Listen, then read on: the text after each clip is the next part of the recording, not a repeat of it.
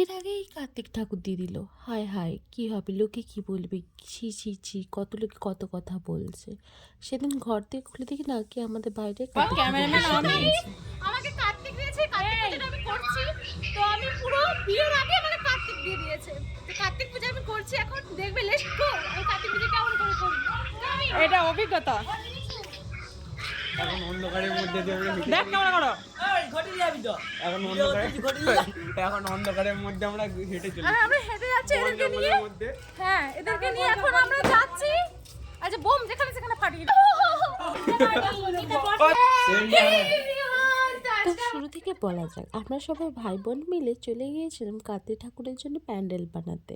এবার বলি, কার্তিক পুজোটা ছিল একটা মানসিকী পুজো, যেটা বাকি ছিল। এটা আজ থেকে 6 মাস আগে পুজোটা হয়ে গেছিলো, ফোনে গ্যালারিতে ছিল। তো আমি কোনো কারণে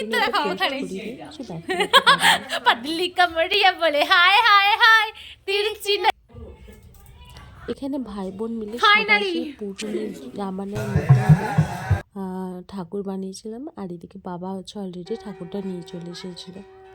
আচ্ছা, এদিকে সব চলছিল রান্না, সবজি কাটা, কারণ সন্ধে হলে সবাই খাওয়া দাওয়া করবে অনেকজন, দুটো পাড়ার মতো। আর এইদিকে ঠাকুরের সবার জগা যন্ত্র হয়ে গিয়েছিলো। আর বোন আর 2 বোন মিলে এখানে বেলুন ফুল হচ্ছিল, কারণ লাস্ট টার্জাম বাকি আমাদের প্যান্ডেলে। আর এখানে মিষ্টি ফুল সব আনা হয়ে গেছে অলরেডি।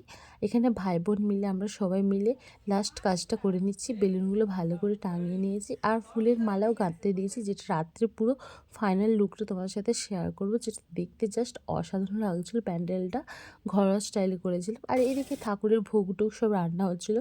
এমনকি রাতে যে খাওয়া দাওয়া করবো সেগুলো সব কাকিমণিরা মিলে রান্না বান্না করেছে।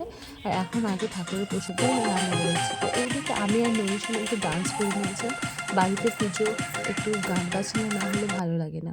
তো বলে দিই, এখানে 5 রকমের ভাজা ছিল, লুচি ছিল, সুজি ছিল, আর পায়েস ছিল, আর ছিল খিচুড়ি, যেটা মা খিচুড়িটা এখনও বসাচ্ছে, গ্যাসে রান্না করছিল, এখনও ওটা রেডি হয়নি।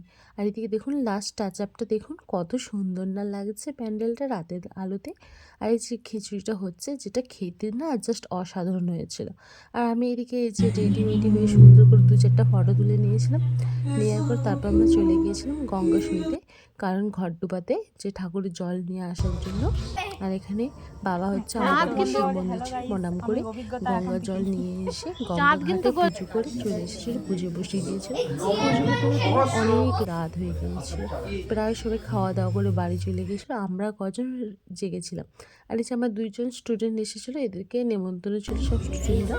তো ওই দিন ছিল আমাদের গ্রামের মেলা, ওরা মেলাতে চলে গিয়েছিল অনেকে, আর অনেকে আসেনি। এরা 2জন এসেছিলো, আমি অনেক খুশি হয়েছিলাম। আর বলে দিই, মেনুতে ছিল লুচি, ছোলার ডাল, বেগুন ভাজা, আর আলুর দম, আর চাটনি, আর ছিল হলুদ, যেটা জাস্ট অসাধারণ। আমি এখানে সার্ভ করতে এসেছিলাম, আমাকে বলছিল তুই দিতে পারবি না। আমি হাসছিলাম, আর আমি সবাইকে পরিবেশন করছিলাম। তো পুজো অনেক রাত হয়ে গিয়েছিলো। তারই মাঝে একটু না একটু শুকনোতে আবার 4:44 দিকে আমরা উঠে চলে এসেছিলাম।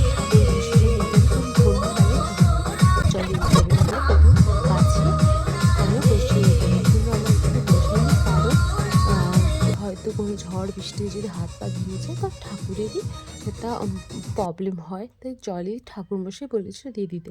মা এখানে বরণ করে নিচ্ছেন, দিয়ে তারপর বাবা এটা জলে বিসর্জন দিয়ে দিয়েছিল।